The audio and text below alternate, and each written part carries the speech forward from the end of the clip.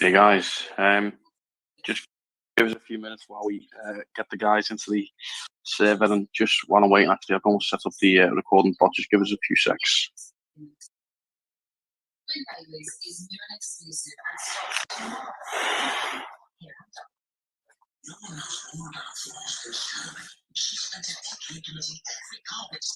We literally have 1 million channels in our server, so I always have the same problem every time I try to record the session. Is finding the channel. Got it.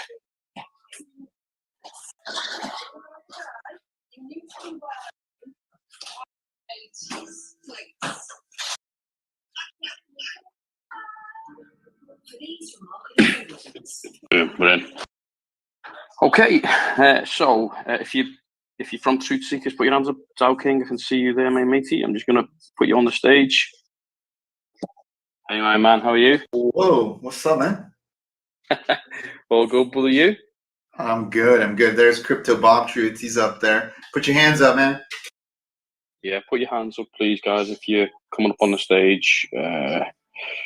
Oh man, I thought you guys had Brian Legend right there. I was like, oh, we have some funny members in our group. I'll grant you that. The one and only who, man? Yeah. Okay, so here's the thing, right? Just before we get going, it's quite a good thing for me because, number one, I haven't had enough time to research your project in the time that I was asked to come and pitch. So it's kind of going to be relatively new to figure out, and kind of for you guys to take me on a bit of a journey, if that's okay. So that's the kind of first thing. And then the second thing, I know you two are quite well known in the YouTube space, but again, I'll have to apologize because I don't really know an awful lot about you guys. Which, don't take that as a slant, by the way. I just, you know what it's like. Just finding time in real world life is not always easy. So, if it's okay, if we can start off just even before we talk about the project, and for everyone to kind of get a bit of a sense of who you two are, maybe just if you start off, Dow King, give us a bit of an introduction, a little bit of your experience, how you got into the space, why you started a YouTube channel, and maybe we'll go from there.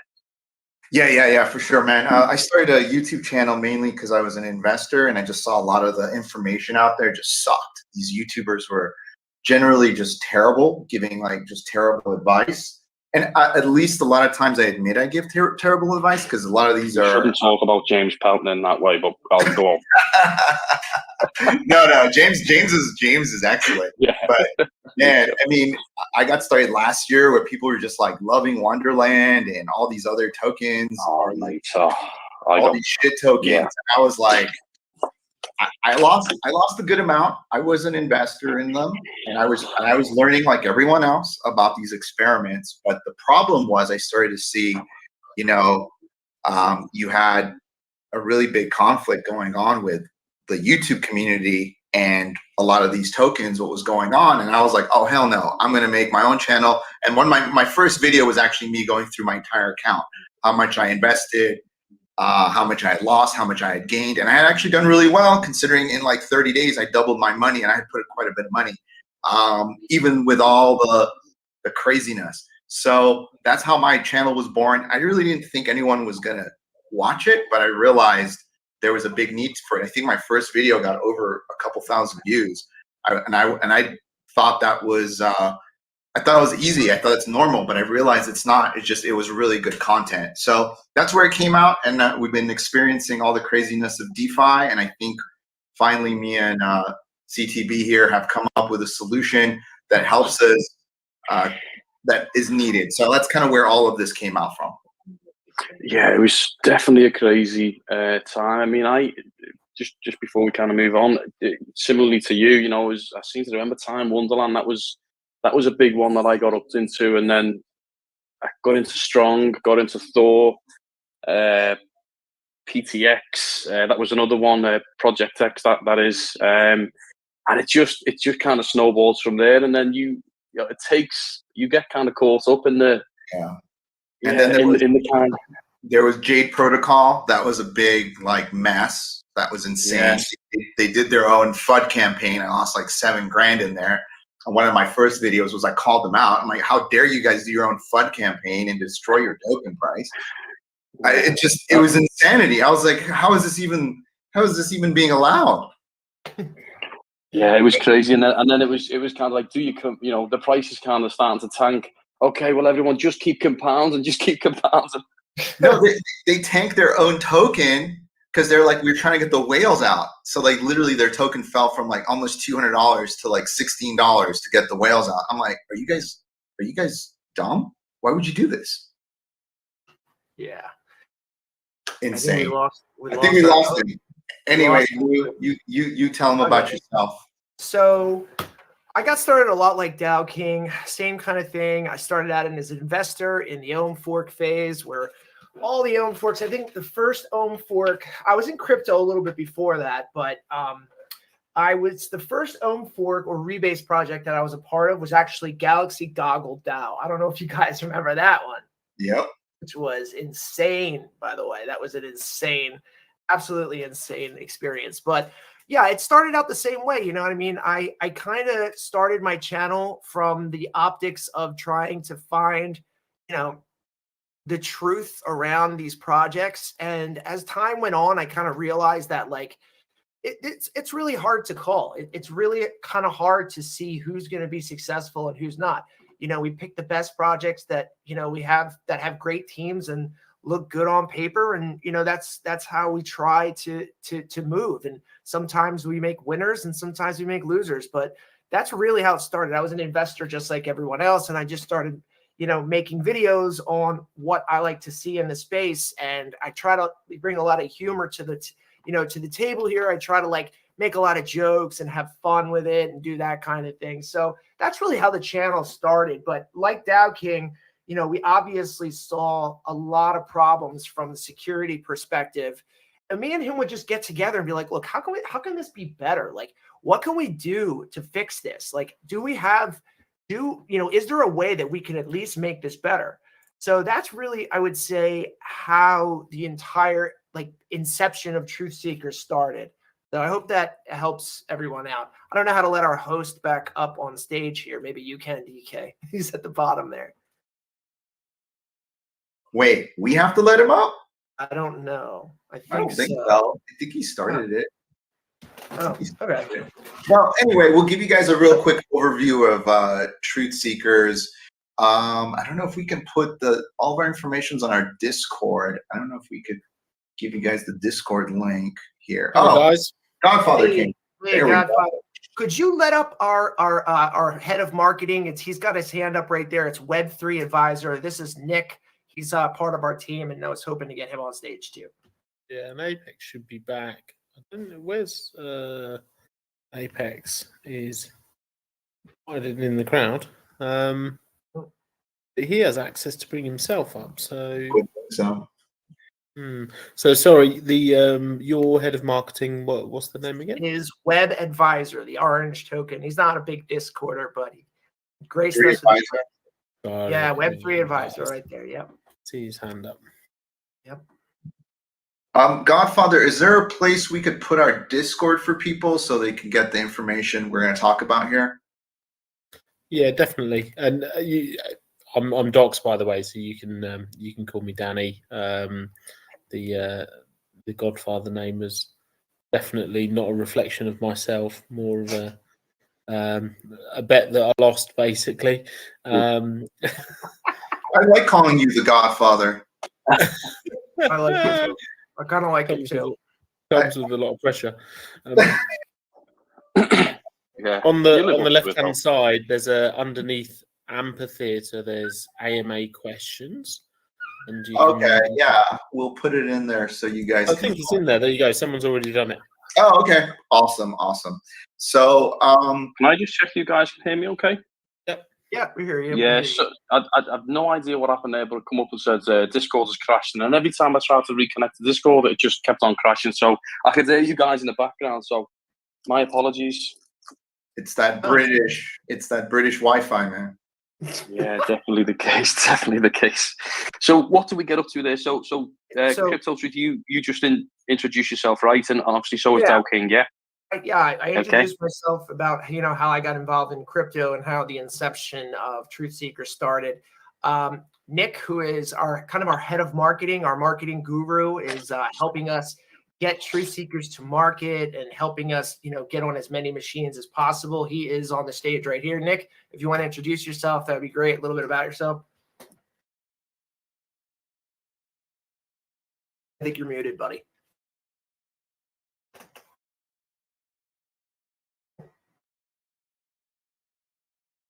Hold on, I think he's having some technical difficulties. Not a great start, gentlemen. Yeah. Just trying to get him to unmute. Should be at the bottom of your screen, the unmute.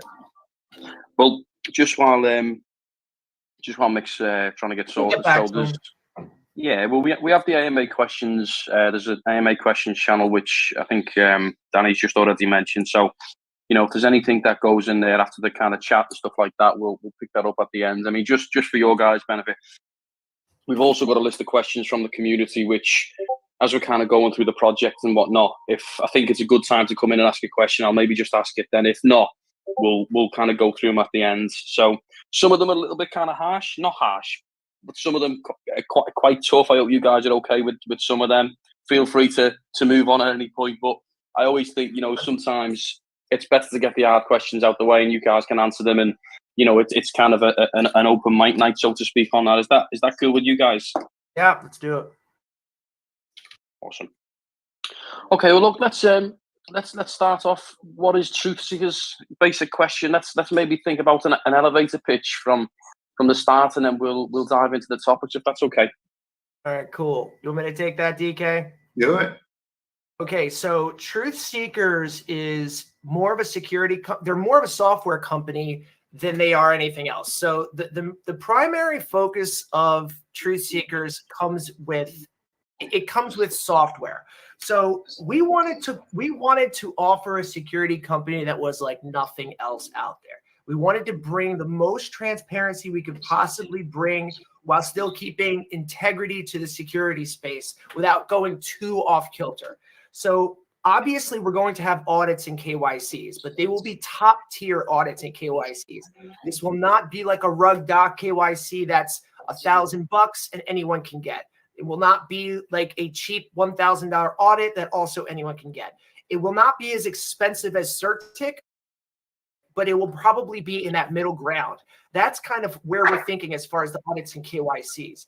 But we didn't really stop there. The real value proposition for Truth Seekers comes into the software. So we wanted to take a look at a dashboard and an interface that could bring a complete security solution. Our dashboard, which I'm going to release some screenshots on our Discord soon, so check that out. It will be a complete security solution. You will be able to click into the protocol and you will be able to see all the pertinent price information you would see on CoinMarketCap. But you also will see a complete audit history. You will also see a complete KYC history. But the most unique and value-added proposition about the entire dashboard is the Wallet Watcher. We've developed a proprietary piece of technology that will monitor team wallets in real time. So if they have a multi-sig or if they're actually just team contracted wallets, we have proprietary technology that will monitor them. So if you go to the bottom of the dashboard, you will see whether the wallets are verified or unverified. If the wallets are unverified, they will have a big, scary, ugly, high-risk, unverified wallet classification, okay? And do you mind just explaining the difference between verified and unverified?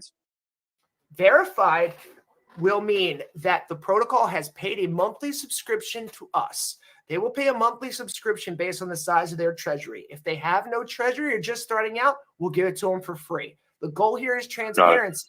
So if they come to us and say, look, this is our multi-sig, we want to work with Truth Seekers, we want to be transparent, we will then verify all of the wallets and that they belong to said team members. We will have our own processes to verify that. Then we will have them as verified on our website.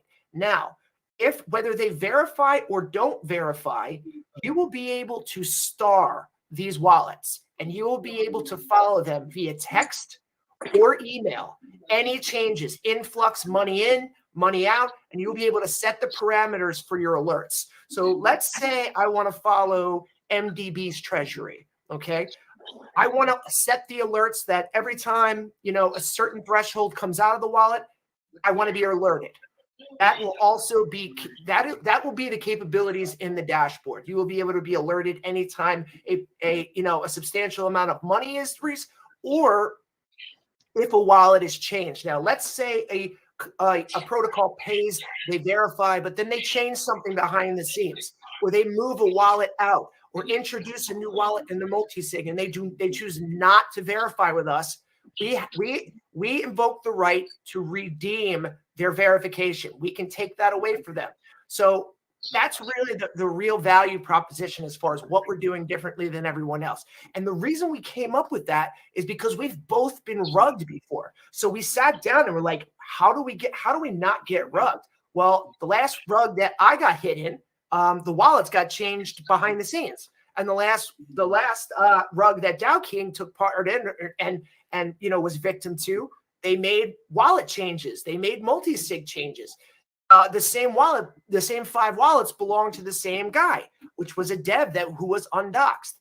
So this is how rugs happen. We tried to get to the source to figure out how are rugs happening. And that's really the piece of tech that we came up with is the Wallet Watcher. Now, a lot of people ask me, the biggest question they ask me is, what is going to make these protocols verify with you? Okay, well, what we're going to do, okay, we are going to host a weekly show called Wallet Lockdown on our YouTube channels and our partner YouTube channels. We have an advisory board of over 30 YouTubers, and they are all on board for this, and they will help the Wallet Lockdown show spread throughout YouTube.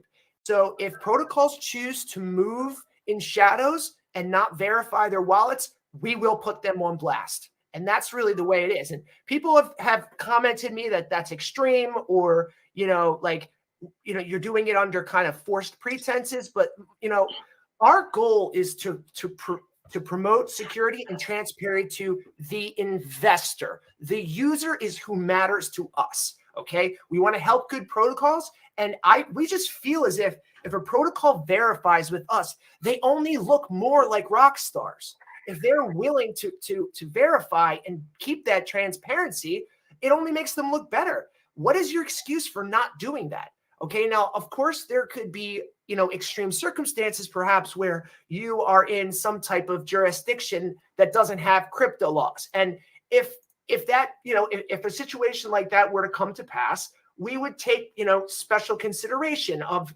such things. But it would have to be an extreme situation to where you can't verify your wallets, because I just don't think that that's anything that's not, that you can't do. If you can't afford it, we'll give it to you for free. So that's really the dashboard value proposition, is that you're going to be able to follow these wallets in real time. You're going to be able to star your favorite wallets. You're going to be able to know what's happening behind the scenes. And that's really where the dashboard and the Wallet Watcher proprietary software came to play. But there's more software too. I'm going to let Dow King tell you through. We're also going to have a Seeker MetaMask extension, which will add on to your existing MetaMask wallet, and you will also have a Seeker wallet to go with it. So go ahead, DK.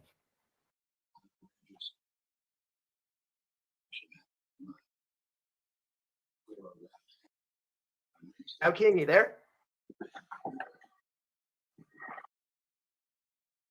Yeah, while Dow King's muted, wow, I mean that's some really good ideas and concepts. I guess maybe what would you think? It kind of feels like a double-edged sword in the sense that for the end user and the investor, it's brilliant. It's everything you want to see. You want to know if money's moving out. But I guess one of the things I'd be thinking about is oftentimes. And I guess I'm answering my own question when I'm thinking about this, but sometimes when the rug happens, it's already happened, whether you're monitoring that wallet or not. But I guess what you guys are trying to implement and put out there is, look, if you know that these wallets are being watched as a lead, the nefarious kind of antics that come into play later down the line when things are getting tough 6 months down the line, and some 16-year-old who ran a project and now you're struggling because you just can't deal with the pressure. and thinks, yeah, it's time to get out. Well, realistically, if you've got these measures in place, that's kind of a little bit of a bar to prevent that kind of activity happening from the start. Well, let me help you explain a little bit. First of all, we're going to KYC everyone on those wallets. It's not like if there's like 4 people in the project, all 4 would be KYC'd, and we're going to see exactly who owns those wallets, and they actually own them. They will have to verify through a video, through their MetaMask, that they sent us X amount of funds, and we see that and we receive it. So we know that person, and the dev doesn't have control. So I've had projects tell me, and this is where this came from, that afterwards, like months afterwards, they would reach out to me and say, hey, DK, we had to shut down our project. I know you lost a little bit of money. This was actually from 2 different projects I was in. And I was like, yeah, what happened? Why did you guys shut it down? You had a $10 million treasury.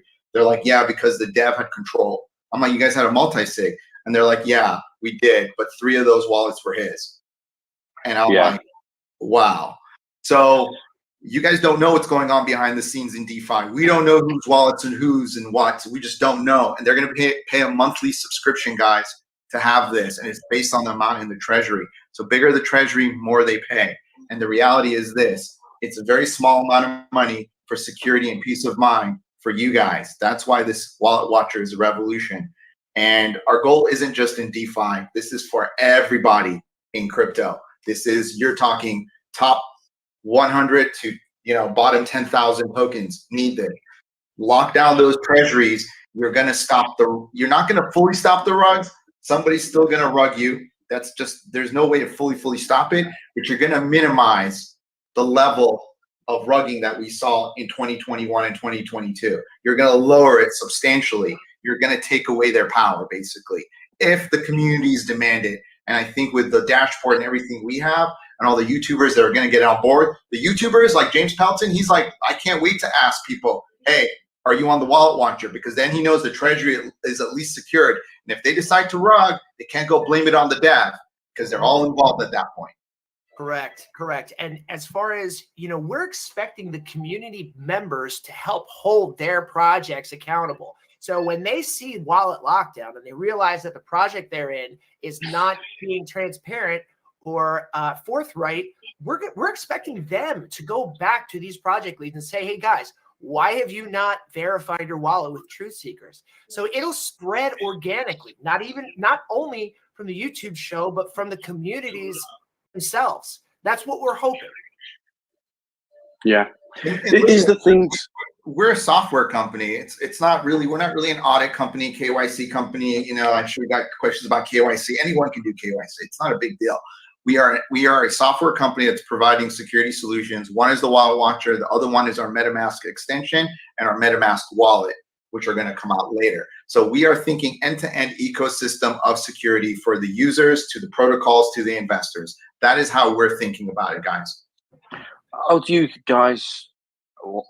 answer the question? Because, a lot of the time is money. And if you're offered to answer every single transaction, because clearly it's probably going to be, an arbitrary baseline for what each individual member sets their threshold for when they want to receive an alert. And that could be any value at all, I'm assuming. Is there, from an administrative task in terms of, answering every single question in Discord as maybe, on the project side of things, how do you kind of answer that? Because as part of the ops wallet and things like that, there's just things that just don't, you don't need to kind of comment on every single transaction that goes on, even though there's nothing nefarious going on.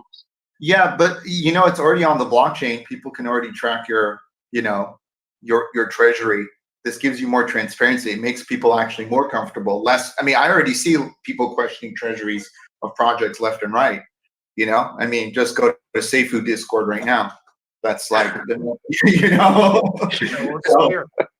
So I think we've got Mr. Legends in the crowd, actually. Yeah, Brian Legends right here. Yeah. So, guys, like, it's already on the blockchain. It's already, I see people have tons of questions about it. But this, most people aren't going to like worry about the $1,000, $5,000, $10,000 transactions if you have like a $2 million treasury. But if they see $100,000 move out, they're going to question it no matter who you are. The only difference is we're going to give people the information at that moment rather than 2 days later where they're already panicking, where it's spreading like FUD and wildfire. You can just Answer it right away. We had $100,000 go out for marketing, guys. You can, okay, cool.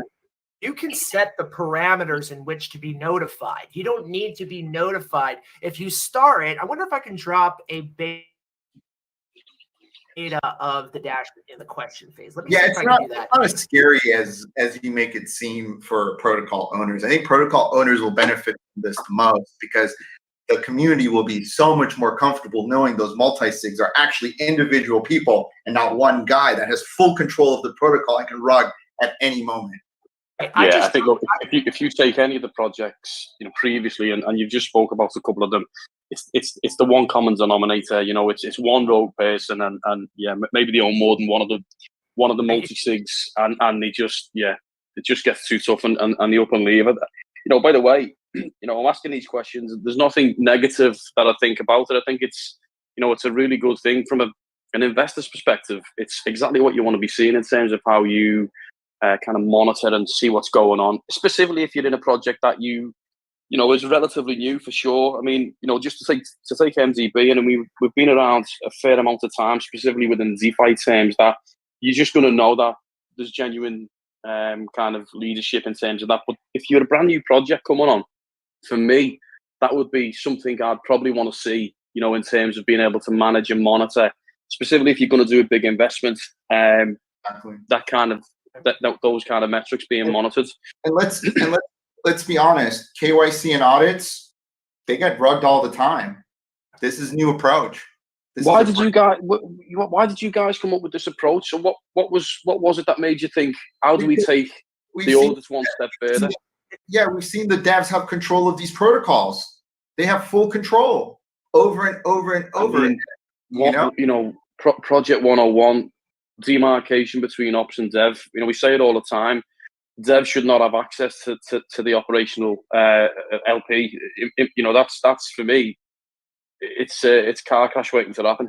But listen, that's just one part of this. The other one is the MetaMask extension, which I'm most excited about, and I'm going to be leading that team with Nick here, because that extension is going to tell you the contract you're interacting on. And this is new. MetaMask has just opened up their code. So we're going to have an extension. You're going to download it. It's going to work with your MetaMask seamlessly. So basically, when you interact with a contract or you're going to send someone money, it's going to tell you if that person is low risk, high risk, or medium risk. And a high risk. Evaluate them metrics. Yeah, the metrics are going to be based on how if they have been involved in a rug or a scam in the past with that wallet, if they've been on Tornado Cash or any watch list. We're going to integrate all that information into this. Now, we're charging 1.5 cents. That's it per interaction with a contract or another wallet where you're sending money. So you can decide if you still want to follow through and interact with that contract or send someone money if it says high risk or medium risk or whatever. That's up to you. But at least you have information. What we're trying to do here is provide information. And what we want to do is scale that software out to millions of machines. There's already over 30 million machines that have MetaMask. We want to get on as many machines as we can and take that 1.5 cents of transactions over millions of times a day. So that is kind of another piece of software that we're trying to scale out. So we have multiple solutions, one for the end user, the investors, to help give them more transparency and more information, and one for the protocols and for people to see more transparency from the protocol. So this is an end-to-end ecosystem. And I was wondering when the software as a service was going to bring its way over to DeFi as a revenue model, actually. Here's the thing. Nice. Here's the thing. A lot of people may ask, why do I need to know if another protocol is interacting with Tornado Cash or is interacting with Blockbend or someone that might go on a watch list? Because look, Tornado Cash has been sanctioned, guys. These things are coming. They're coming down the pipe, and you want to know who you are interacting with now more than ever. So this is really just a piece of information that you didn't have yesterday. It's not just something a noob would need. It's something everyone should know. We're not going to stop the transactions. We're just going to give you the information. I mean, it's on the blockchain, but 98% of people have no idea how to read the blockchain. So we're going to interpret that data for you. That's all this is. But your secret sauce here isn't in the fact that you're reading wallet data. You're applying some sort of sense about the history of what that wallet's done in the past to determine whether it's a high, medium, or low risk. And so, what can you kind of share any details as to what you are actually looking at in terms of how you rank each of these transactions if it's going to a specific wallet? Yeah, I mean, if you're part of a scam or a rug pull of any sort, you're going to get a high risk, period. Or if there's a close coordination with you in that wallet, like if that wallet sent you over X amount of dollars, you're going to be viewed as someone who has been part of a nefarious activity. You're going to be marked. It doesn't matter. So that's kind of the criteria. And if you got over X amount of dollars, we don't want to say exactly what, but it'll be X amount of dollars. It's not going to be a low amount. It'll be a good amount from Tornado Cash. Most likely you're trying to hide something. So if we see that, we're going to make you a medium risk to a high risk wallet. And personally for me, if I see somebody who I'm interacting with who's been on Tornado Cash, I'm a little wary. I have a public account, a public wallet. I don't want to be associated with that. If I know the person, I might want to go back to them and say, hey, listen, I can't send money to this wallet. You have another one. You have a new one. I don't want to interact with this wallet. And maybe it makes me question, why did you interact with Tornado Cash, man? Do I want to deal with you? So it brings up all sorts of questions like that we couldn't ask before. Can I ask a question about costs? How does your costs stack up to, so presumably yours is from a project buyer's perspective, a subscription model. So the project, let's say it was MDB as an example, we would pay a subscription. You guys would monitor, the team wallets or whatever it would be, the core team wallets and whatnot. And the devs, would you then, is that a subscription as a continuous fee, or is there any upfront fee? And how does that compare to, say, Certic in terms of a cost model? Can I take that? Yeah, so basically, it's a subscription that the protocols will pay according to their treasury. If you can't afford it, we'll give it to you for free. That's really how we're trying to do it, because we feel like it's something that everyone should use. The protocols will pay a monthly subscription fee to us. But there was another great question in your AMA questions is, why do you guys need a token?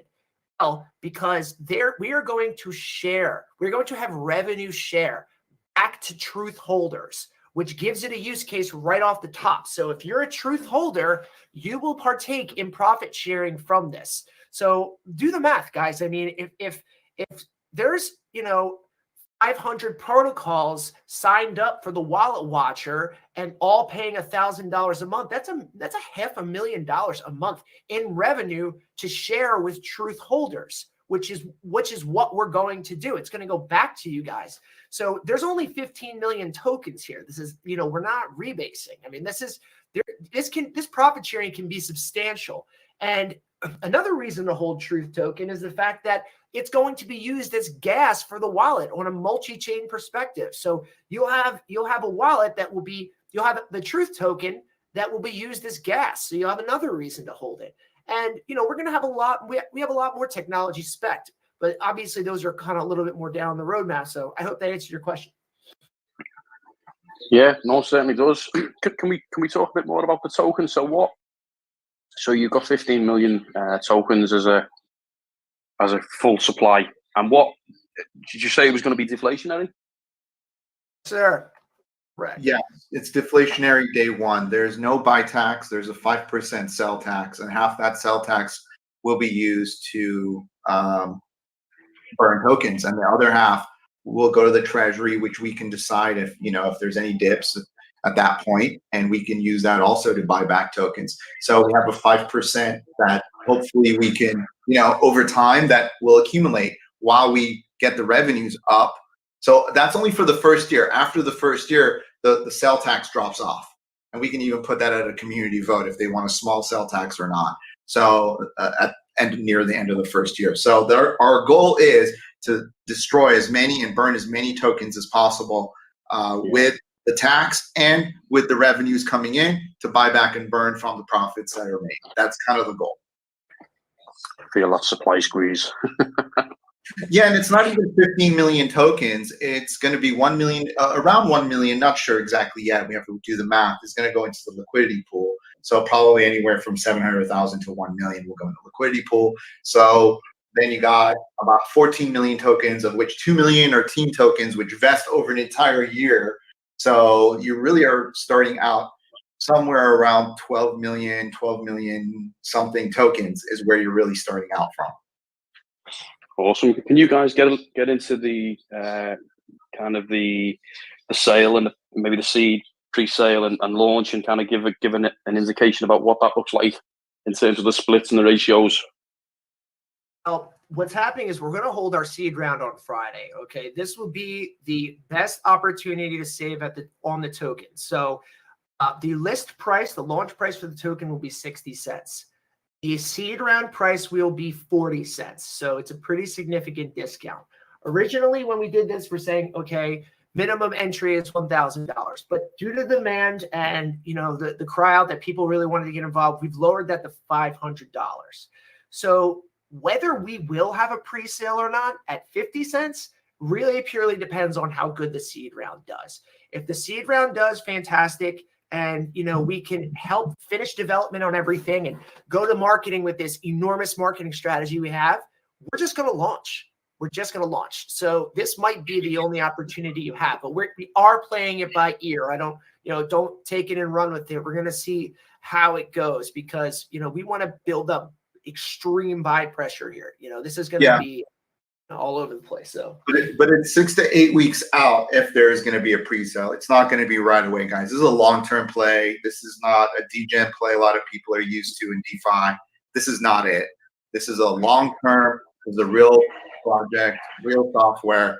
So there's a lot of work we have to do. It's 6 to 8 weeks out if we get to the pre-sale and the opening, which will be at 60 cents, like Lou said there. So just keep that in mind. This is very different from what you've seen. We're going to be working for the next 6 to 8 weeks on the project, on the protocol, and also with a lot of YouTubers who are going to be coming into the project, because they're going to be the ones that are helping us get the word out on our MetaMask. And we have a whole marketing concept set up about, they're going to be showing you on almost every video, hey guys, I got the Truth wallet. This is how it works. Make sure to download it. Look, I just got an alert. And then they're going to continue. Like we have so many things like that planned with different YouTubers over the next couple months.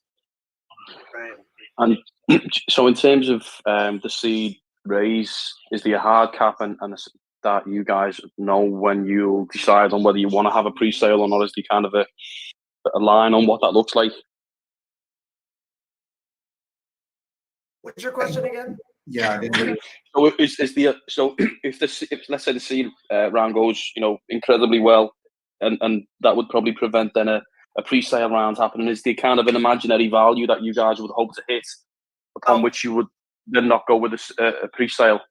Well, we put a hard cap at 3 million. So if we, a lot of people, some people said, why do you guys need a higher a hard cap for your seed round? Well, because we're not developing smart contracts here, guys. This is real software. This is not a $5,000 to $10,000 smart contract. This is multiple developers, multiple different legs, enormous marketing budget. It's a huge undertaking, so there really is a lot. As the time approaches, we plan to be as transparent. I have an accounting background, a finance and economics background. So I'm going to build a balance sheet, and I'm going to just kind of put it all out there, and you guys can see, what our expenses are. I'm thinking, depending if you guys want to see it or not. But this is going to be a huge undertaking. So just keep that in mind when you hear, $3 million hard cap. Wow.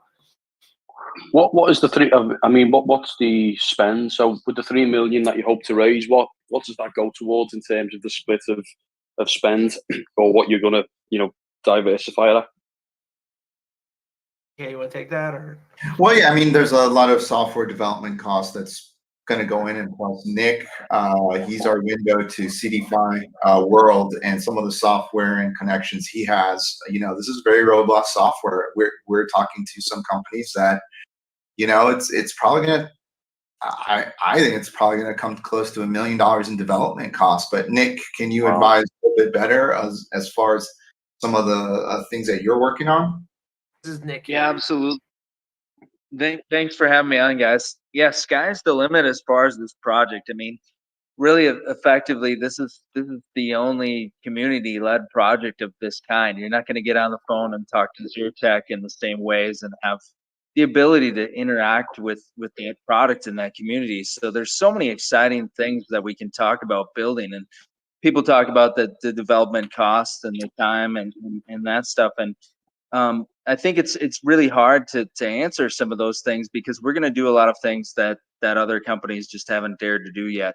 You know, in the fintech world, for example, there's a lot of security in that community, and it's really robust and it's done seamlessly in the background. And so, you know, we're able to take some additional measures that really aren't going to be seen in this industry. For example, we could validate in real time if someone is tied to the bank account that they're tied to. If there's a treasury that's interacting fiat to crypto on an off-ramp, we could validate that bank account in real time. We could validate an email address and say how long that email address has been in operation for. So there's just a lot of tools that we're going to bring into the marketplace that have been done in the fintech industries traditionally, and into this product here, and we're really excited. I think no, it's yeah, it's right on. I mean, you know, just thinking kind of out loud, I think one of the, at least from my experience, what I've seen in the past of where a lot of kind of projects fail is, you know, they raise a shed load of cash, and you know, they put no money up front themselves, and what tends to happen is, you know, the costs spiral, and all of a sudden the money that they've raised has gone out left, right and centre, and then the liquidity starts looking loose, and it becomes this self-fulfilling prophecy where it goes out of control because there's too much cost spiraling. Have you guys just put any cash up front in terms of your own pocket, in terms of how you've invested, or is it purely based on the seed sale? Yeah, great question. So you know, my background is a little bit different. I have a very corporate background. So I have 3 exits. I've created a few $1 billion worth of market share to the cryptocurrency space, and also have multiple billions of dollars worth of exits in the fintech space, as well as digital advertising. I got into consulting and working with this project because I'm an advisor for Ethereum, as well as some other top 100 projects, and the team kind of sought after me. So we really have more of a corporate brick and mortar stance than maybe most cryptocurrency projects do. We've really got a strong background of running brick and mortar businesses, you know, that will give us a strong, you know, inclination of how to plan and budget for this project accordingly. But the beauty of it really will be the community that we're building, and you know, the ability to turn back to the people and integrate projects in a real-time fashion according to, you know, what the community needs.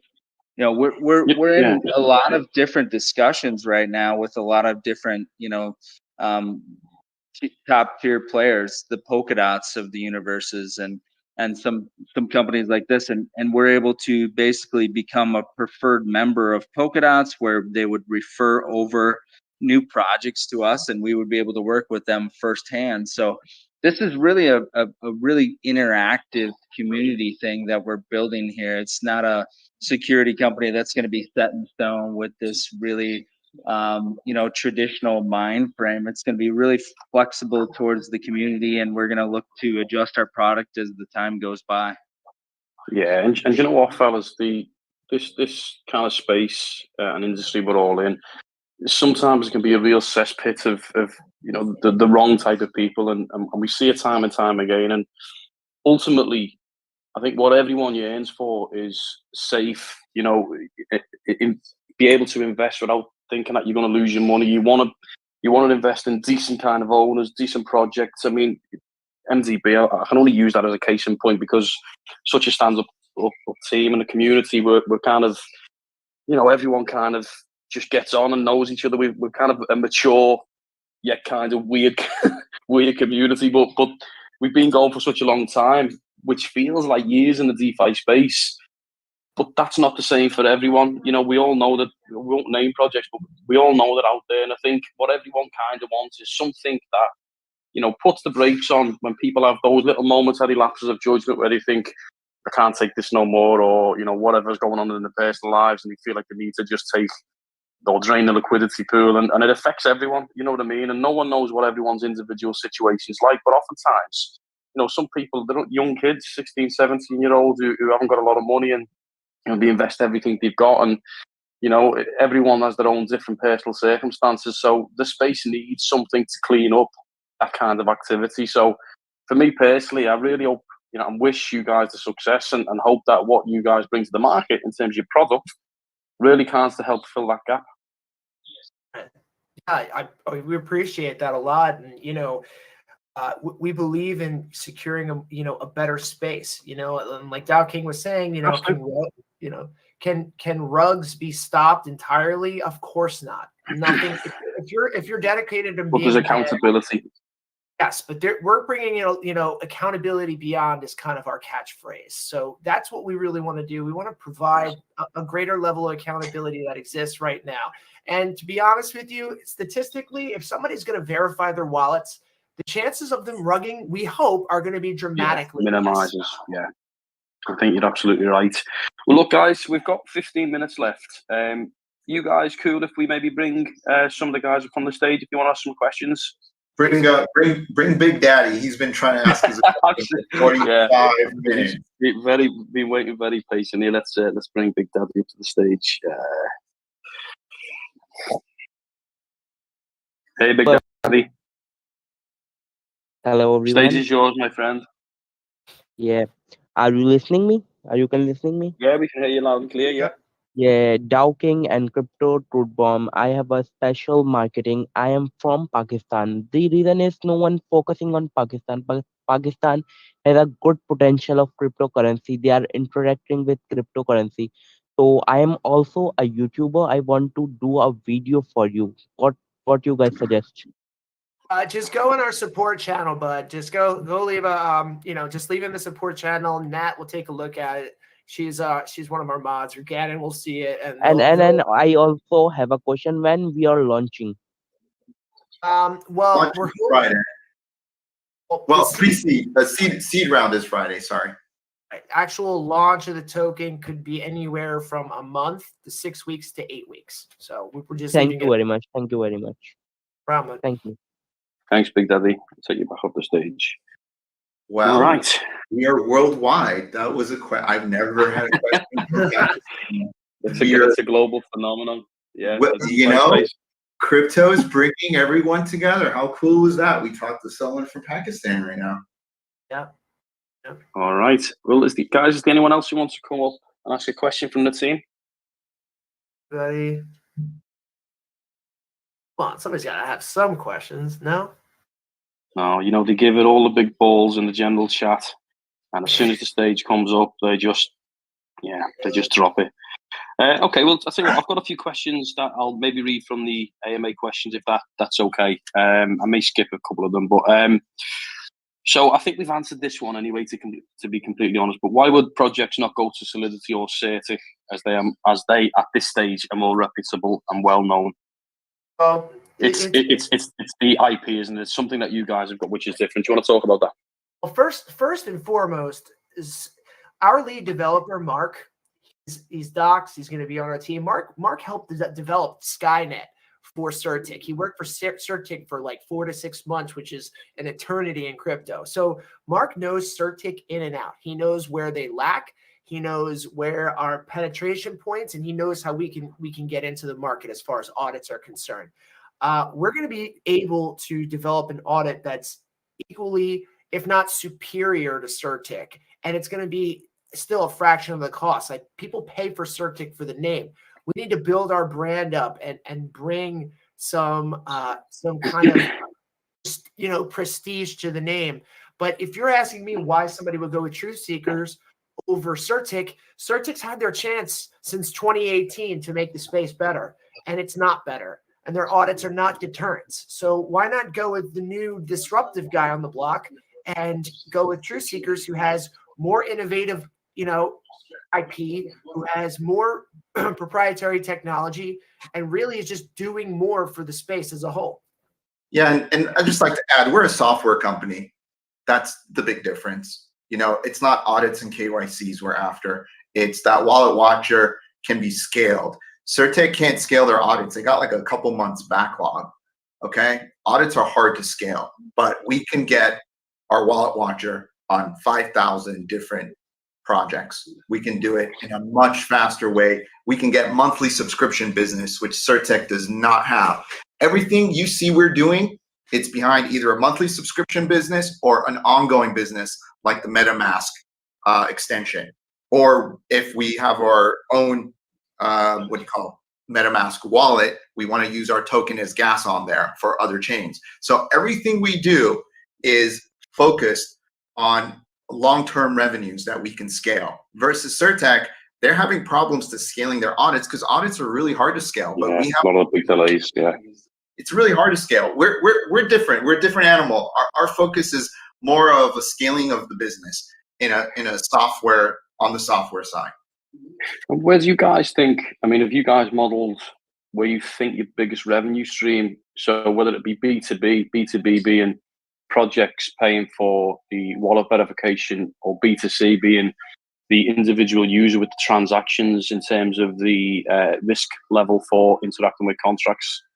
Nick, why don't you answer that, because you get to view us from like a distance a little bit. He has so much more information about things. So can you give us what you think? I'd be interested to see what Nick thinks. Question, I think would be too early to say, but totally 100% apples to oranges, going back to why would somebody go with Truth instead of Certec? I mean, it's a totally different concept. I mean, someone's going to Certec to just get that off their checklist, to put that little tag up on their website, and that's it.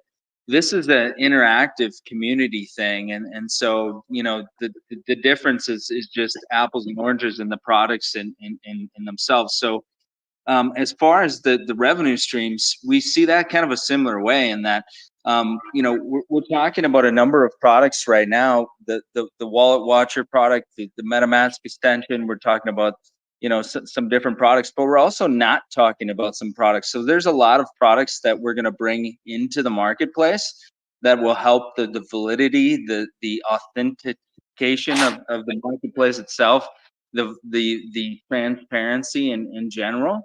And, you know, we think some of those things have to do with wallets. Also, there needs to be a good cold wallet solution in the marketplace, and we have our nose into some of that engineering as well. So we've got some exciting things to come up and launch. But initially, we're just really excited to have profit and revenue centers from day one, because we will have functional profits from launch.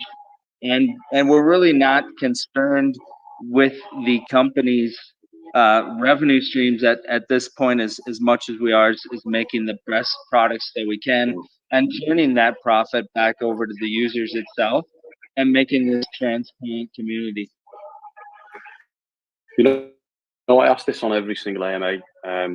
Pretty much at least 90% of the AMAs I've ever been on, I've asked this question. But when was the aha moment when, you know, you three or however many of you got around the table and kind of decided this was what we were going to, you know, put our fork in the ground and this is what we're going to do? Was it like around the table, or was it emails back and forward with ideas? We're relatively creative people, right? So we all coming up with ideas we never stop. So I don't know, Nick, what do you think? Yeah, I mean, we all got brought to the table in different fashions, and so you know, them guys being YouTubers, they had kind of a firsthand approach to some need. You know, me being a tier one Web3 advisor, I kind of had a different standpoint, and you know, quite frankly, we all came to the table because there was a need to do it, right? There was sexier products out there, right? I could think of a project that I could build with a token that would take me a whole lot less work, that would have potentially a little bit more pumpamental from a sexy standpoint, but the product is needed, and the marketplace isn't going to be the same. And the feedback that we've been receiving from the Chainlinks, from the Polkadots, from the Harmony Ones, from public companies that we're talking to about cold wallet technology, from the MetaMask of the world, is unbelievable. They're not like, hey guys, we like what you're doing, and you know, you could be a part of us. They're saying, hey guys, maybe we could give you some grant money. Hey guys, maybe we could more strategically align with you. Hey guys, our reputation has been harmed at Harmony, for example. How could we do some co-branding and some co-marketing with you to kind of get on the same page? So the effect of the business development from a B2C perspective and from a B2B, perspective are much different with this venture, because everybody wants to be a part of this community and add to this. If you're an investor, a retail investor, you're using it to protect yourself firsthand. If you're a protocol, you're protecting the community and environment. If you're in the blockchain, you're promoting the whole community as well. So it's just such a huge potential for everyone to get involved in a company like this as a token holder, as a contributor to the project, to just help make our space a much better place. And when you have an organic statement like that, an organic selfless mission like that, it really can attract users in a way that's beyond what we could potentially even market to. So I think that we're going to be beyond overwhelmed with the amount of attention that's going to come into hodling this token, because of a cool factor of yes, these guys are doing something that nobody else is doing. Let's contribute to their bottom line to help make crypto a better space. So exciting stuff. Yeah, very good. And in terms of the seed round, just thinking kind of out loud, if let's say you smash your maximum seed, do you guys have a plan, or is there any concerns in terms of when you do public launch about essentially making the liquidity almost get drained if everyone dumps on public launch? Have you give that any thought at all? Well, this is a long-term project. Most of the people coming in are not looking for like a quick rebase token going up by 5x. People understand what this is. So the people that have come to us so far, and the people that are wanting to get into the seed round and also come in as large investors, are all very long-term minded. They all understand that you got to understand something. Security in crypto is going to be the next big wave. We're just trying to get it ourselves established before that next big wave comes. There's a reason Protect is valued at $2.3 billion with only $21 million in revenues. It's 100 to 1.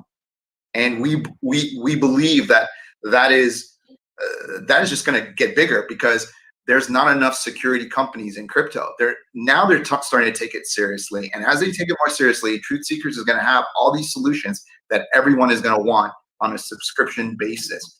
Never been done before. That's our vision. So a lot of people share that vision with us. Plus, with the sell tax and with the revenues going to buy the token, it's very much we're following in NDB's footsteps. So, trying to create buy pressure for the token long term. We're very much kind of following you guys, because you guys have kind of lit the path for everybody in that regard. Yeah. I mean, we've been fans since the beginning, so we really like everything involved. And you got MDB is not concerned with a quick buck, and that's what we like. Yeah. You know what I mean? They're not concerned with a quick buck. They want to make it last. Dan wants it to last, and we admire that, and that's kind of exactly the shadow that we want to follow. I mean, why does somebody hold Polkadot or a Parachain?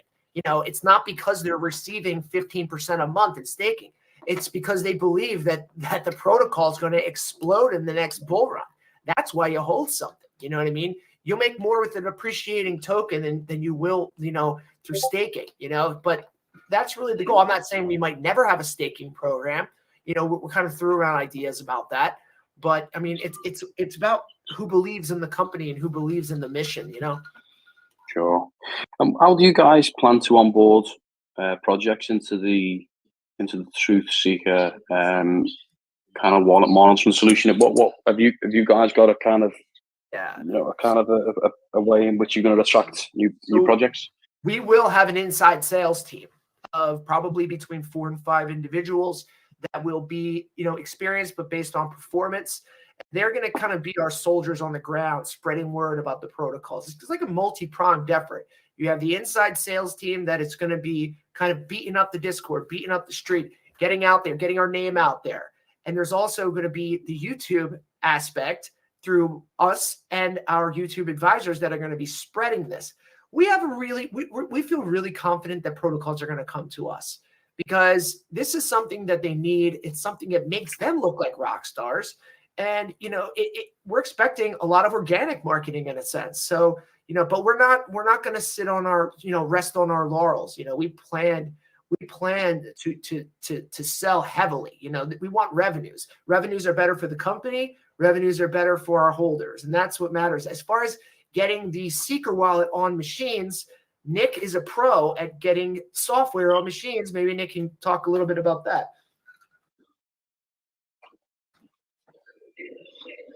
Go on, Nick. What makes you a pro? Oh, there you go.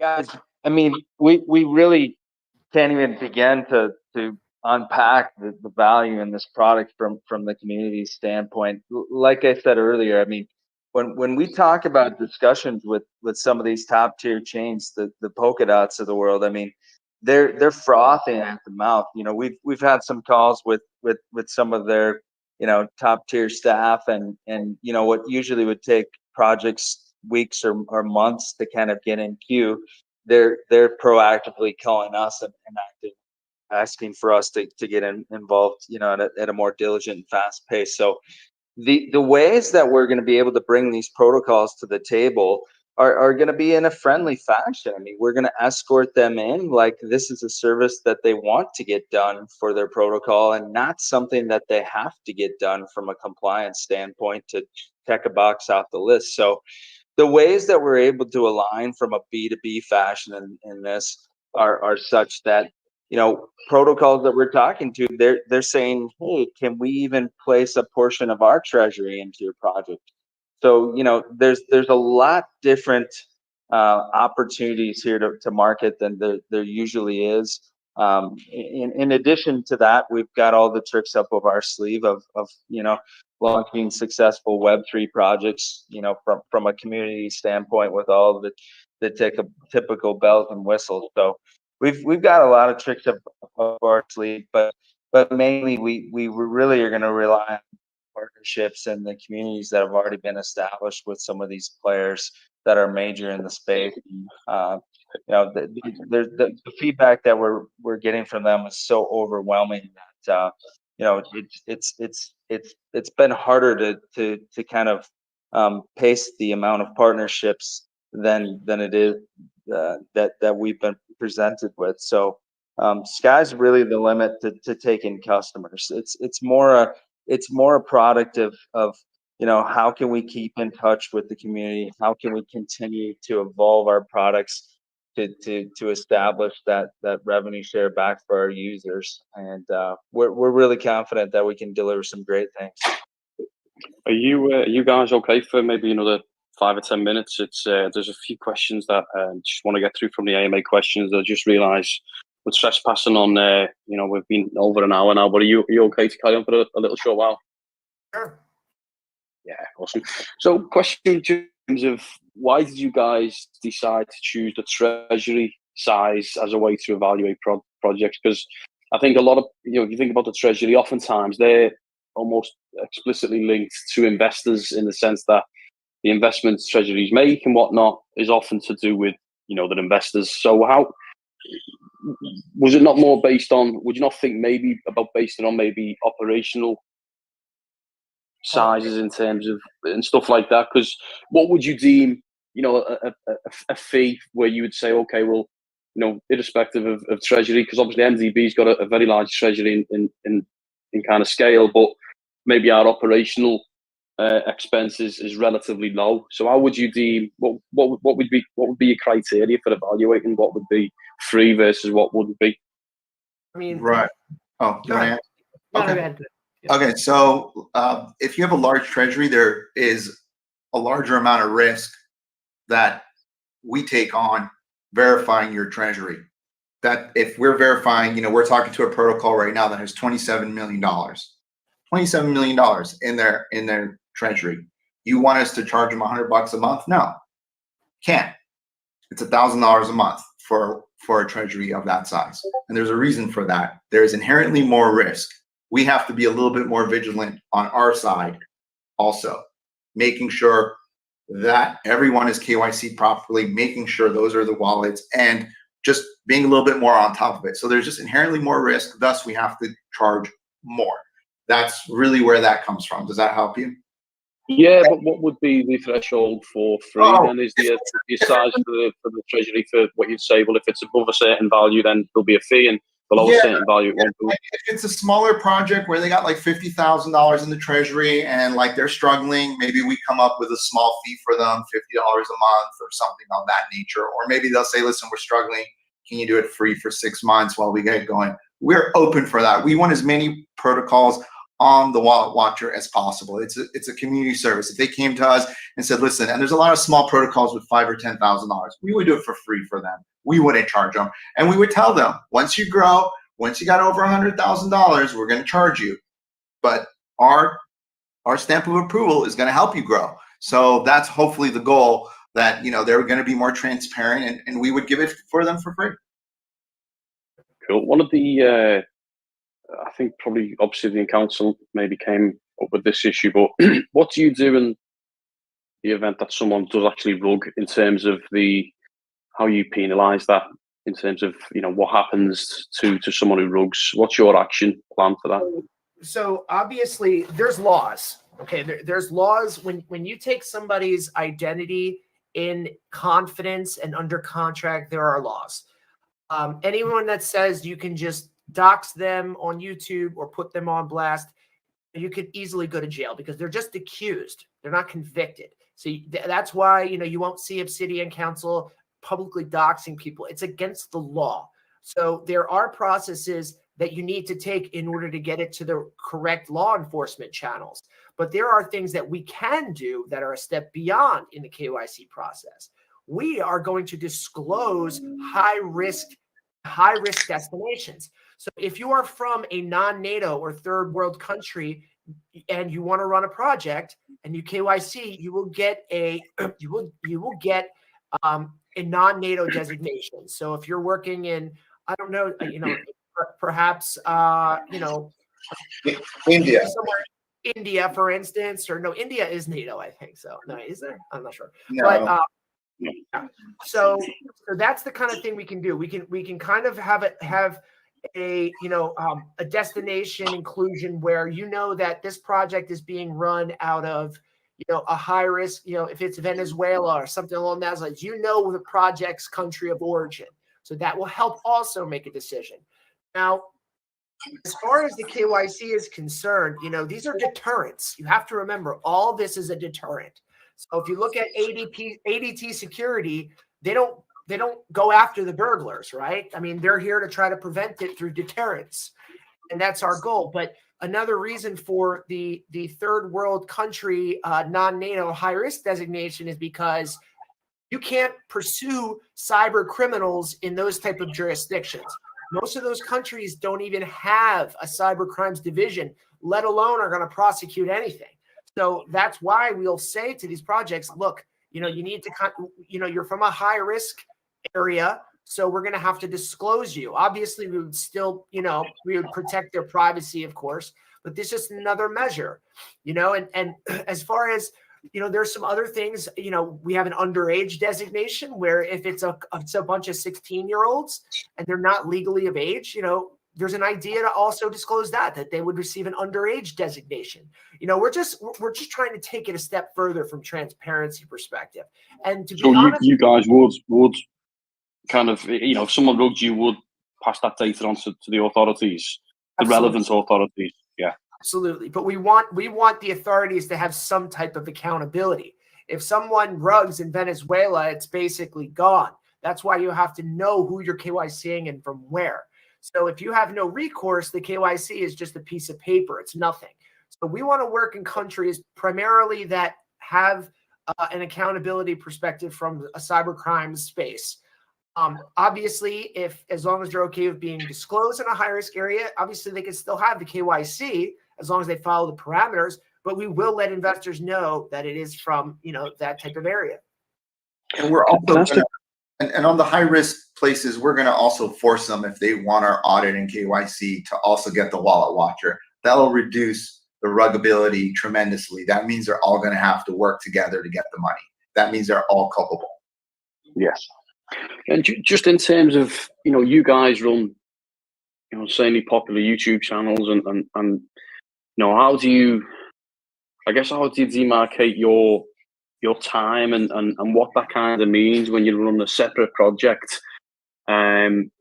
Let's be frank, and I don't mean this in any negative way. And we do it ourselves. We bring projects on, and they'll pitch, and we always have that kind of quote unquote at your own risk. Do your own research, all the kind of whatever you want to put in. But oftentimes, we'll see that the projects haven't done as well, whether that's their fault, whether that's just the markets, whatever the case. And likewise, you guys would have done the same in terms of bringing your own projects on your channel and kind of reviewing them and stuff. How does that change the dynamic now that you are essentially effectively a kind of a KYC / audit and / kind of security with how you guys will deal with projects coming on to be vetted and reviewed by your channels respectively? I mean, frankly, I'm more excited about covering projects after we launch our Wallet Watcher, because I can go to them. Well, you're not on the Wallet Watcher, my friend. Get on it. Let's talk. Because so will you only be vetting projects or will you only kind of be reviewing projects that goes through your truth seeker system? Well, yeah, I mean, like that, it's another tool. In order for that adoption to take place, it's very important that we be the number one, advocate of it. So for me to know that the Treasury is at least locked down, I know there's other ways they can rug, but I'm going to talk to them in person. Like, we have a process. I always talk to them in person, over video chat, get them on camera, get them doxed. So for us to have that extra piece of information, you're also on the Wallet Watcher now, makes me feel a little bit better about covering them. Yes, they could still be complete idiots and mess up, yes, the project in one way or another. But it gives me another tool to at least go, hey, man, you're on the Wallet Watcher, right? Because if you're not, I can't cover you. You need to get on it first.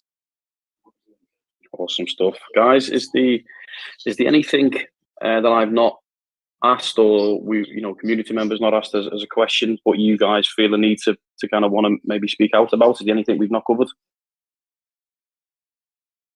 I think we're pretty extensive. I think we've covered a lot. I mean, we're a software security company, very different than what's out there. It is a revolution what we're coming out with, and hopefully we get those big valuations down the road that all these software and security companies are getting. Yeah, look, like I said before, ultimately as an investor, you want security, and anything that adds that layer of protection, is can only be a good thing. Obviously, we seriously wish you guys well, and obviously we want all the success you guys get. Hopefully that is just around the corner. Obviously, still a big task, lots to do. I can imagine with you guys, and being the head of YouTube in terms of you kind of your presence. Right now your Discord's only relatively small, but that's literally only because I should imagine you've only just kind of launched in terms of your own Discord. But do you intend to see that grows over the next few months, and do you have other kind of ideas on how you're going to kind of grow the acquisition? Yeah, man, we got over 30 YouTubers covering this. It's just all going to hit tomorrow and the 23rd. So we're not particularly worried. This is our seed round anyways. We didn't really intend it to become big like this. It just kind of happened because we are YouTubers, and because so many YouTubers wanted to cover it, and a lot of them are doing it either for free or really discounted rates, because they're like, dude, we got to cover it. We want to be partners with you guys. We want to tell people on our videos, and we want to ask the people if they have the Wallet Watcher, because a lot of the YouTubers are really large investors themselves. Some of them, I mean, a couple of them we talked to have 7-figure, investments in crypto. So they're like, dude, we need this. We're going to cover it. And they didn't even ask us to get paid. They didn't ask us. They're big YouTubers. So we're, and by the way, we don't use bots in our Discord. A lot of Discords, you got to have 10,000 people. It's meaningless when there's only 100 people that are real in there. We don't use bots. We're not playing games. We're real users, real transparency. We're not doing those the games you kind of see out there. So it's not for us about the numbers. It's about the quality of people. And like we said, we're a long-term project. We're not concerned about those numbers. And it's, if I could just add one more thing, getting back to what you were saying about the KYC process and how we'll choose products. Personally, we do not plan to do a ton of KYCs. We want our KYC to be so stringent and so difficult to get that when you see a Truth Seekers KYC, then that protocol can raise in excess of $5 million. And this is not a shot at Obsidian Council. We're friends with those guys too. But if you have the money, you get the honey. You know what I mean? That's really how Obsidian Council works. If you have the money, you get it. And the fact is that we're going to be selective. You know, we feel that the only way for the cream to rise to the top is to be selective. So, you know, again, we're a software company. We're not relying on any one piece of revenue to drive the company. So I hope that helps too.